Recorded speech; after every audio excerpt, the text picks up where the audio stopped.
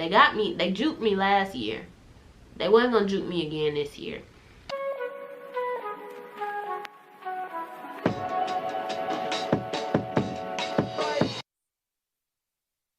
So some of them, if you submit extra information, it won't even get looked at, so you kind of just wasted your time. Some of them I didn't realize it until I did it. I had my curriculum vitae and my cover letter attached. So some schools didn't get my cover letter. Don't know if that boosted me up or not. I don't know. They also asked for recommendations. You have to get recommendation letters. Again, some schools are very detail oriented on who you can get recommendation letters from, and who, like, specifically it has to be a professor, a doctor, or a PA, or you can have 2 doctors, a PA if you don't have a professor. I didn't have a professor, so you can get up to, I think it's 4 resumes, or I mean 4 recommendation letters.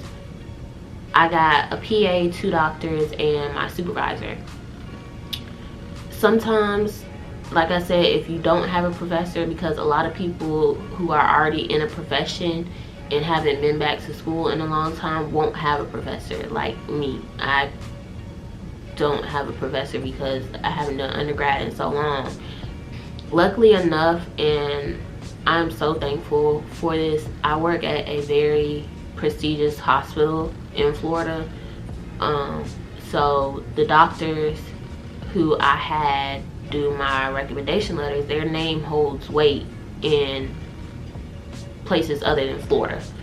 So I was so thankful and so like blessed to be able to have them do my recommendation letters, and they gladly did it. You give up your right to view the recommendation letter that they submit. So after they submitted, I had a good relationship with them already. Like, they were really nice to me. They keep asking me, have I heard anything yet? Like, the doctors that I work with are really down to earth and very humble. So I was very lucky to be able to do that. The PA that I had do it, he also works at where I work, and he was willing to do it. So it's a good thing to kind of use who you know, and who also knows you. Not saying that you need them to like say good things about you, but somebody who knows like your story and where you come from and all that you had to do to get to where you are. Because if you guys have been following me, like, y'all know I go through some crazy stuff, and I just be like, why am I the one always going through some crazy stuff? Like, if I could tell y'all all in one video all of the crazy stuff through the past year since I graduated, what I've been going through, like, crazy. Recommendation letters, and then the essay. This is the most important part. Your personal essay is the most important part. I cannot stress enough that this is the most important part. Every application that you submit will get this personal essay that you submit through CASPA. I had multiple people look over my personal essay. I sent it to my cousin who was in PA school. A few PAs that I work with look over it. I had my coworker look over it, and she let me use her Grammarly to make sure I didn't have any punctuation errors or anything like that. I had the doctors who did my recommendation letters look over it. I had so many people look over this personal essay that by the time I finished it and put it into Grammarly, I was proud of it. Like, I was like, this really tells my story. And when you do your personal essay and you answer the question that they're asking, you have to put it all on that paper, because that personal essay is what they're going to look at, because they have nothing other than your transcripts, your recommendation letters, and that personal essay. So they're basing your credentials and your ability to pretty much make it through their program and accepting you for an interview off of that personal essay and those other things that you submit. So personal essay, along with your grades, are very, very important. One thing that I do want to mention too is that CASPA is different with their GPA scale. So your transcripts that you submit, you'll have your basic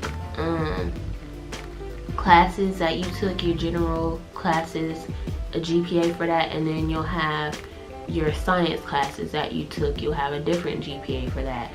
Most schools abide by that CASPA GPA calculation, and I was on the very edge of my science classes not being a 3.0.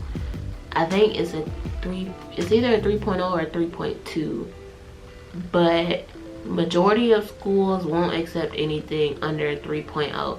So you need to make sure that you calculate, because they won't calculate your GPA until you start submitting your applications, because that's when they verify your transcripts.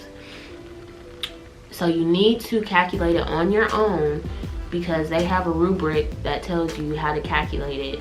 You need to know what your GPA is before you waste your money applying to these schools and you mess around and have a science GPA that's like a 2.5, and a school you're applying to, they require that your GPA be a 3.0. So it's little things like that that you have to really pay attention to. When I started applying, I listed out all of my schools, I listed out all of their requirements, what I met, what I was missing, what like, I'll put in the description box like a Google Drive of how I had an Excel sheet of all of the schools that I was applying to. I had on there whether they required the GRE or not. I had how much their tuition was. I had if they required any additional documents, because some schools ask for things like your ID or your passport, or again, like I said, the curriculum vitae. Some schools ask for additional documents or for you to do an additional application. So I listed out everything, and the PAs, doctors, and nurses that saw I was applying to school, like, they would come up and I would have my Excel sheet pulled up, and one of the nurses, like, she passed by and she was like, what is all of this? What's all the colors for? What is this? And I explained it to her, and she was like, you're very, like, detail oriented. Because, girl, I'm trying to get into any school that will accept me. So I'm trying to make sure I have all of my schools listed out, and because I even had my schools numbered, like what number one school I want to apply to that I needed to make sure I applied to. Like, I had them ranked literally down to a T, because I was not playing this application cycle. They juked me last year. They wasn't gonna juke me again this year. So yeah, y'all, you just have to be very, like, on top of your stuff when you do these applications for PA school. Yeah, it's almost 7 o'clock. My appointment is at 7:45. Yeah, that's about it. That's all that I have for y'all. I will continue the 12 days of Christmas, even though your girl is like a little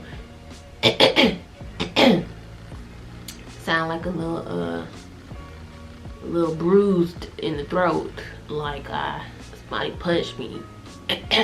But yeah, y'all, that's all I got. If I missed anything, I will definitely be doing a part 2. And yeah, make sure y'all like, comment, and subscribe. I love when y'all ask me or tell me what videos y'all like to see, what y'all don't like to see. Make sure, just leave me a comment, let me know, because I like to engage with y'all. I like to, even though I might not respond for like a week or so, that's besides the point. I still see it. I still see it. I see you. I see it in my comments. But like, comment, subscribe. Leave me a comment letting me know if you want me to do more PA videos. You want me to do a get ready with me, go to work with me as a medical assistant. I like doing my healthcare videos more than like sit down videos. So yeah, I will see y'all in the next video. Bye.